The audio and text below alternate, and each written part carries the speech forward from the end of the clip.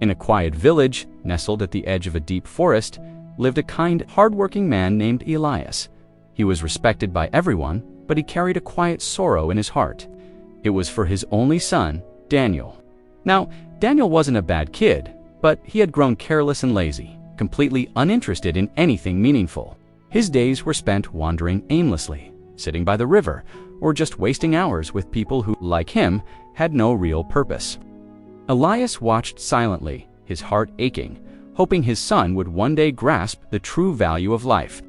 But things only seemed to get worse. One evening, as the sun painted the sky in shades of orange and purple, Elias made a decision. He would teach his son a lesson, not with anger, but with quiet wisdom.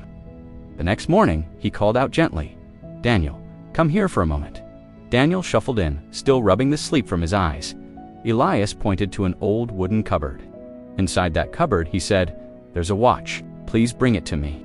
Daniel opened the creaky door and found a simple, old-fashioned watch with a scratched metal casing.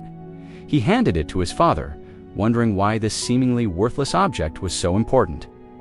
Elias examined it for a moment, then said, "Now, take this watch to the market. Ask people how much they think it's worth." Daniel just shrugged and did as he was told. He walked through the bustling market, showing the old watch to shopkeepers and travelers. One man glanced at it and mumbled, maybe $10. Another shook his head. "Looks old, maybe $5. A woman offered $7. Some people just laughed at the watch. Others barely gave it a look. No one could agree on its value. Daniel returned home. "Father," he said, "I asked everyone. Some said $5, some $7, a few said $10. No one really knows." Elias simply nodded. "All right, put the watch back." Daniel thought the strange lesson was over, but the very next morning, his father called him again. "Son, bring me the watch," he said calmly. Daniel did.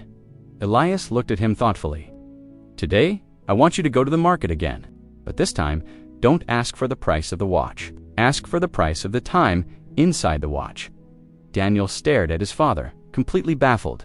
"The time inside the watch? Father, that makes no sense." Elias just offered a gentle smile. "Go, and you'll understand." Reluctantly, Daniel went back to the market. People were rushing everywhere, buying, selling, arguing, hurrying. He approached them hesitantly.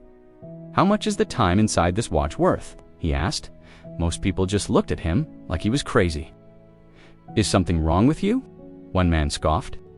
"What kind of question is that?" another laughed. Many ignored him, some mocked him, others called him a fool. Humiliation burned inside him.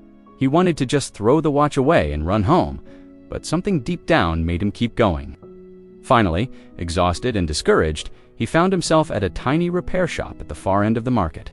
An old watchmaker sat there, hunched over his work, carefully adjusting the tiny gears of a clock. Daniel stepped closer. "Sir," he said softly, "can you tell me? How much is the time inside this watch worth?" For the first time all day, he wasn't met with laughter.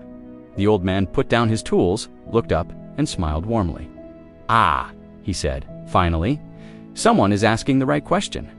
Daniel blinked, surprised. You understand?" The watchmaker nodded.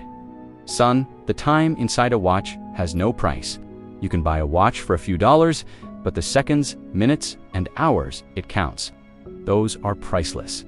Daniel listened, captivated, as the old man continued. "Time is the most valuable gift you have. You can earn money again. You can replace things you lose. But time, once it slips away, you can never get it back.